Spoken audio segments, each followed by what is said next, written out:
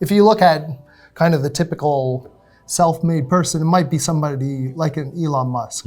So it's not a one-time thing, it's kind of an ongoing thing. Exactly. So you want to put everything in place so that you can do that over and over again.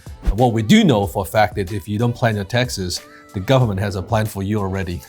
So all that money that I'm pouring in from the company that I've sold, now I've got something that's going to soak that money up.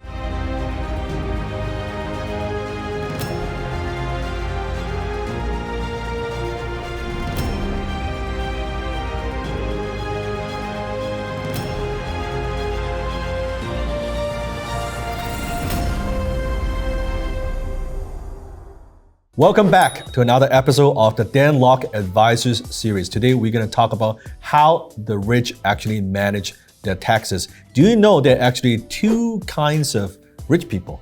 What are they? The two kinds of rich people that we see most often are those people who provide an exceptional value in business and they make the money themselves. Kind of like self-made, right? Exactly.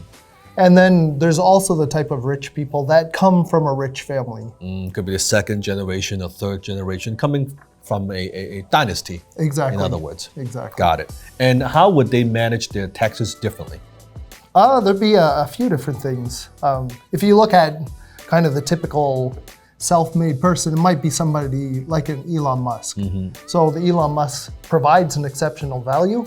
He's built up a business to a very high valuation, and now he's looking at selling that business.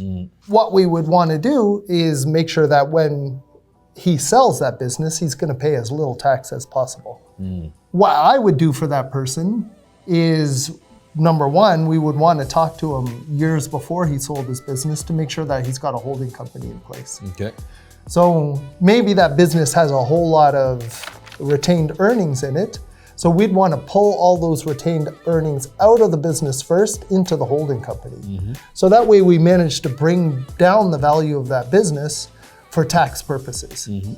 The other thing that I would probably want to do is have some kind of debt in that business. So we could bring down the value again of the value of that business. So once I'd done that, we managed to really lower the value of the business for tax purposes for sale. We want to make sure this new corporation that we set up, the holding corporation, that it's got a lot of tax advantages built into it over time. So what I'd do is I'd put in a very high cash value life insurance policy, which will act as a tax shelter. So all that money that I'm pouring in from the company that I've sold, now I've got something that's going to soak that money up so that it's not all going to be exposed to tax within the holding company. So now I've managed to soak up a lot of that money. I want to look forward. I've got all this money sitting in the corporation. I have a potential tax liability that I'm going to build up over time. So I'm going to leverage against this so that I can get a lot of tax deductions that's going to offset the money as it grows over time. The other thing that I'll do is put some capital some capital gains investments into the corporation so that over time I can use the capital dividends to pay out an income that'll be tax-free out of the holding corporation. Got it. And what about if it's someone, let's say a wealthy family? A wealthy family, it's going to be a little bit different. It'll be more complicated. It'll be a little bit more complicated because it's not a single event necessarily that we're planning for. It's a lot of smaller events that are going to happen over time that are potentially taxable. One of those events is going to be when the children presumably are going to take over the corporation. We've got to figure out how that transition is going to happen. So there's a few ways that I'm going to do that. Number one, again, I'm going to have a holding corporation in conjunction with that operating company. I'm going to freeze the company. All right, everyone, chill. So that any tax liability that I have is not going to increase over time after that. I know exactly what my tax liability is today. So after I freeze that, I'm going to make sure that I have life insurance to pay for any taxes that are left over, because now I can calculate exactly what those are. So I've got some way of predicting what's going to go on in the future. So I've got this holding company, I've got this freeze. I want to reduce that as much as I can over time. And I've got a lot of time to do that, so I can reduce it. So I'll do something called a wasting freeze and reduce the amount of tax. So a wasting freeze means that I'm going to pay out that money and buy those shares over time. So I'll whittle those shares down to what, maybe nothing, maybe there'll be a little bit left over at the end.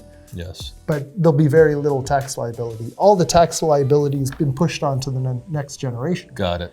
So what we can do is we can do the whole process over again with the next generation. As they grow older, we can freeze the estate again, and we can whittle it down. We can do it again, we can do it again, we can do it again. So it's not a one-time thing, it's kind of an ongoing thing. Exactly. So you want to put everything in place so that you can do that over and over again. The other thing that I'll want to do is, because we've got such a predictable income and because we've got such a long-term strategy, again, I'll want to put a high-value life insurance policy within the corporation, and I'll want to start funding that in policy. Every time that policy pays out because somebody's died, I'll want a family trust to filter all that money through into, so that I can take the money out of the family trust, I can still control it, and I can get it to the people that I need to. So those are the two different scenarios, depends if you're self-made or you are actually from a wealthy family, how you would plan your taxes. What we do know for a fact is if you don't plan your taxes, the government has a plan for you already. They're gonna take most of your money. That's really the plan. Show me the money.